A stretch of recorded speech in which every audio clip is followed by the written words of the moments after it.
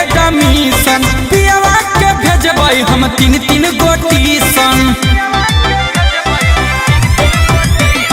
Science college में करेबै admission पियावा के भेजबै हम तीन तीन गोटी सन। पढ़े के उम्र है काम नहीं करबै, पढ़े के उम्र है काम नहीं करबै। पटनवा में पियावा के पढ़ैबै, पटनवा में पियावा के पढ़ैबै।